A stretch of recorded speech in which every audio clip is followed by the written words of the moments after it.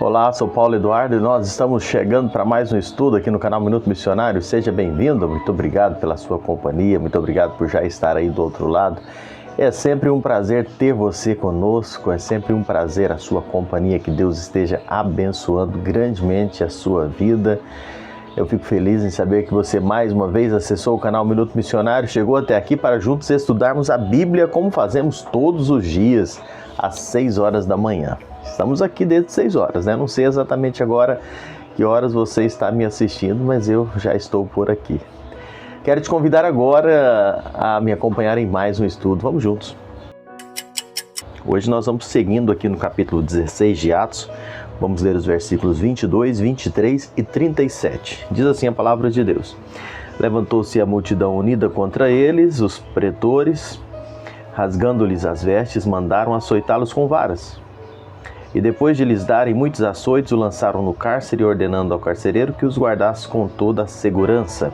E o verso 37 nos diz: Paulo, porém, lhes replicou: sem ter havido processo formal contra nós, nos açoitaram publicamente e nos recolheram ao cárcere. Sendo nós cidadãos romanos, querem agora as ocultas lançar-nos fora. Não será assim, pelo contrário. Venham eles e pessoalmente nos ponham em liberdade.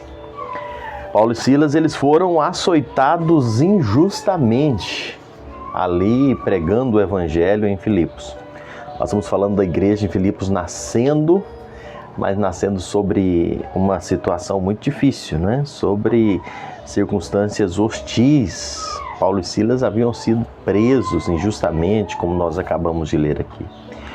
Vale fazer algumas observações interessantes aqui. Paulo e Silas, eles eram cidadãos romanos, e como tais, eles não podiam ser açoitados com varas sem o devido processo legal. Quando fala em açoite com varas, esse castigo, ele era ilegal, injusto, porque eles não haviam praticado mal, eles haviam praticado bem. Nós lemos aqui, e você que acompanhou comigo sabe, eles não tinham cometido nenhum crime. Pelo contrário, eles desataram o nó do diabo na vida daquela jovem.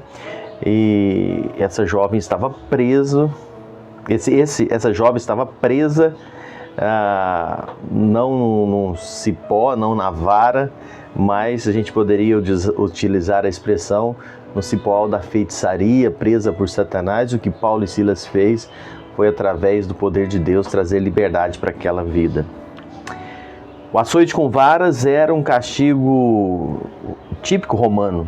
As roupas de Paulo e Silas, nós lemos, elas foram rasgadas e eles receberam muitos açoites, diz o versículo 22 e 23.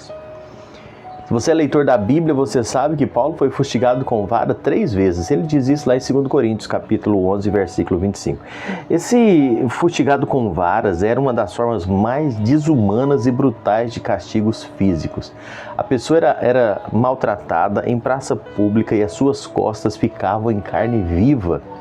Sangue descendo, jorrando por aquele corpo dilacerado, golpes violentos. Tem um comentarista que eu pesquiso muitas vezes sobre os comentários bíblicos dele. Ele diz que os magistrados romanos tinham a seu serviço soldados da polícia. No capítulo 16, versículos 35 e 38, fala sobre isso. E essa polícia, em latim, ela tinha um nome chamado lictores, que eram os portadores de varas. Eles andavam com varas e machado nas mãos, e eles que ministravam o castigo corporal e, por vezes, até a punição com morte, sempre obedecendo ordens dos magistrados oficiais.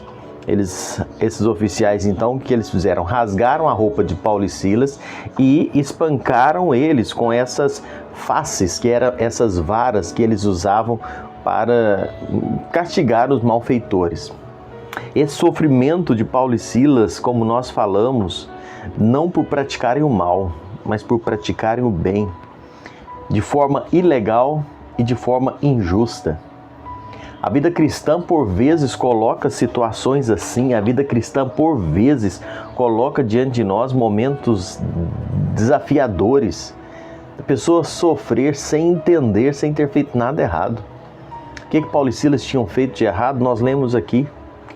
O crime deles tinha sido libertar uma jovem que vivia oprimida pelo diabo, que vivia presa por Satanás, explorada por homens de má índole. Ele havia feito bem, estavam sofrendo. E de forma injusta o processo de condenação deles. Isso nos faz pensar muito sobre as circunstâncias que nós passamos e o porquê nós passamos muitas vezes por coisas que não entendemos. Nós precisamos, irmãos, e esses dias, você que me acompanha diariamente sabe, eu tenho me demorado aqui, a gente faz alguns dias que nós estamos aqui, ainda vamos ficar ainda, alguns dias ainda, porque nós vivemos numa geração onde as pessoas acham que por serem cristãs, por servirem a Deus, as coisas vão ser tudo mil maravilhas, não vai ter nenhum problema, não vai enfrentar nenhuma luta, nenhuma dificuldade. E a realidade bíblica não é essa. A realidade bíblica é que às vezes nós vamos sofrer injustiças, às vezes nós vamos ser punidos injustamente, as coisas não vão dar tudo certo. Não vão, porque faz parte da nossa humanidade esse mundo injusto.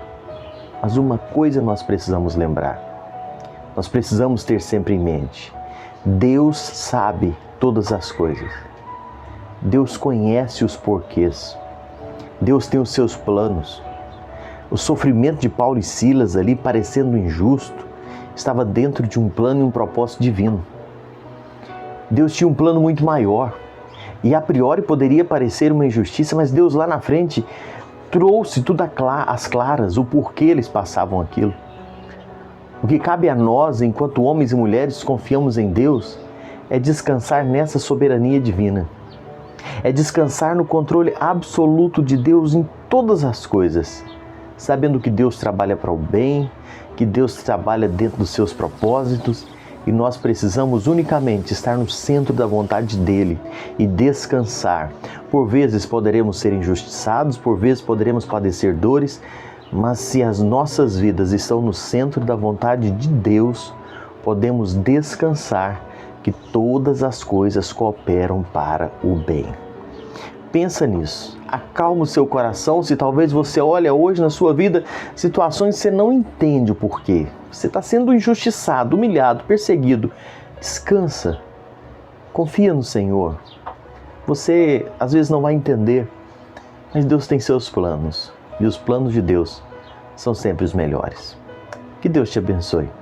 Obrigado por nos acompanhar em mais um vídeo aqui, mais um estudo, e até o próximo encontro, se assim o Senhor nos permitir.